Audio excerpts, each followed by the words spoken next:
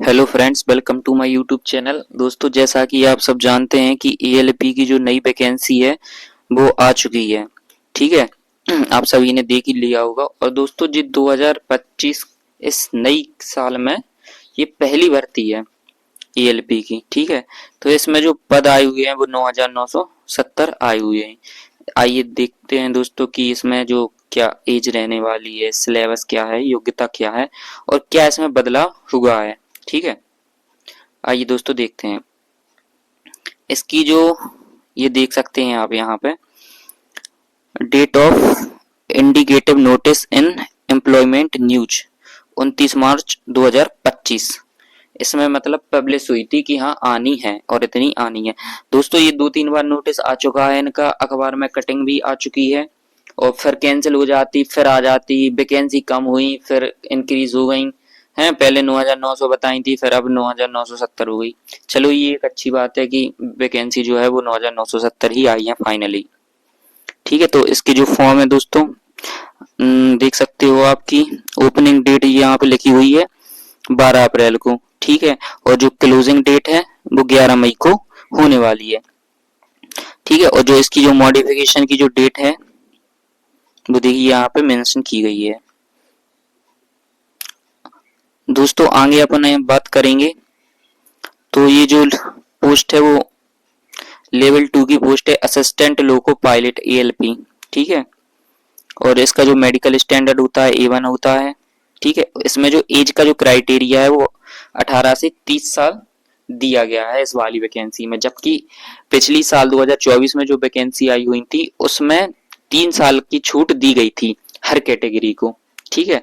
अगर जैसे कोई जनरल कैटेगरी का है तो उसे 18 से 30 जैसे अगर थी तो उसे 3 साल की छूट मिल गई थी, तो वो फिर 18 से 33 साल तक भर सकता था। ठीक है। और जो इसमें दोस्तों वैकेंसी आई हुई है 9,970 आ गई है। लेकिन इस बार दोस्तों ये एक बुरी खबर है कि इस बार छूट नहीं दी गई है, वैसे देना चाहिए सरकार को। ठीक। आइए आगे बात करते हैं दोस्तों क्या है। एज देख ही लिया है। और इसमें जो दोस्तों जो SC ST कैटेगरी के जो स्टूडेंट रहते हैं उन्हें 5 साल की दी जाती है, OBC को 3 साल की दी जाती है। और इसकी जो रिक्वायरमेंट प्रोसेस है वो देख लीजिए क्या है दोस्तों। इसमें दोस्तों आपका सबसे पहले CBT फर्स्ट होगा, फिर मेंस होगा आपका CBT 2, उसके बाद साइको है, फिर आपका DV होगा और फिर आपका मेडिकल वगैरह होगा। ये आपका सिलेक्शन प्रोसेस है दोस्तों। और आइए CBT फर्स्ट की बात करते हैं तो इसमें क्या है।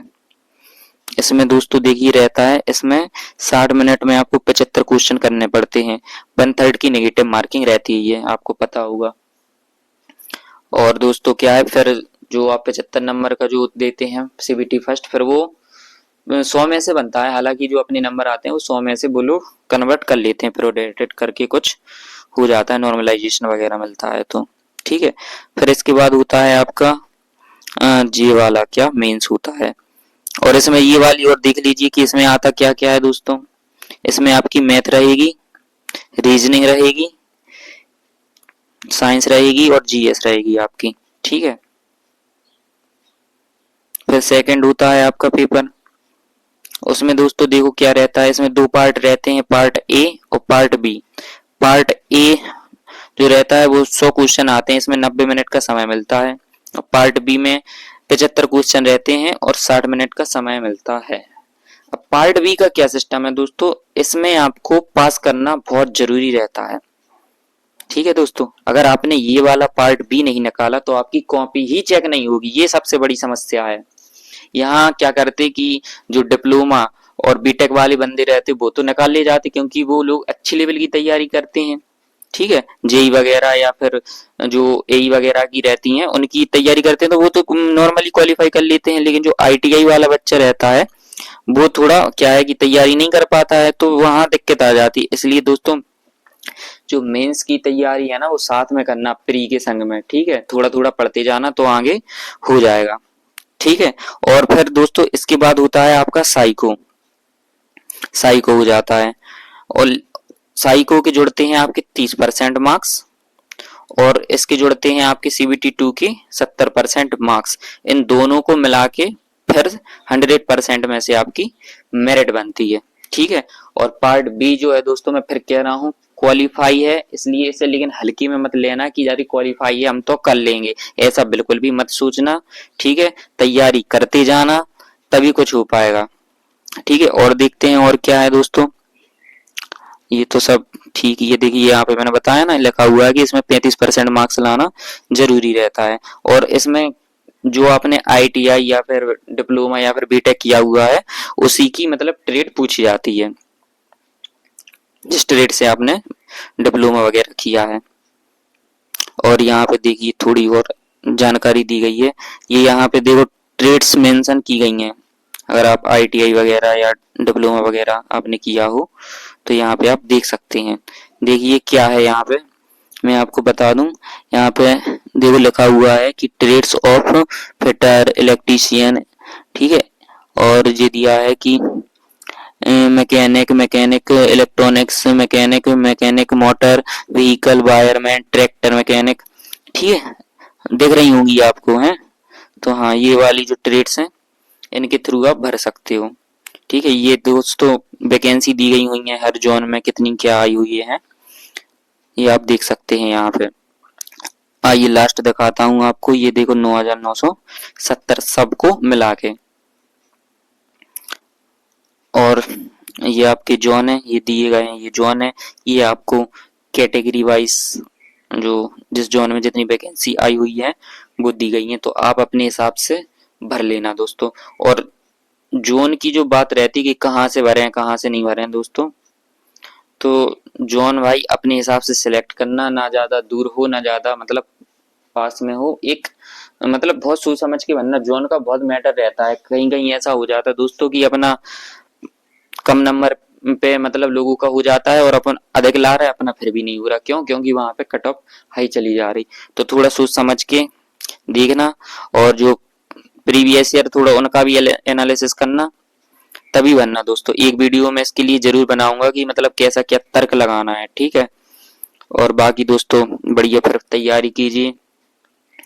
आपका CBT फर्स्ट क्वालिफाई होगा, उसके बाद फिर मेंस होगा, ठीक है। उसके बाद फिर साइको होगा, फिर आपका मेडिकल वगैरह जो भी है वो हो जाएगा, ठीक है। और आप फिर सिलेक्ट हो जाएंगे। बढ़िया पोस्ट है, अच्छी पोस्ट है दोस्तों।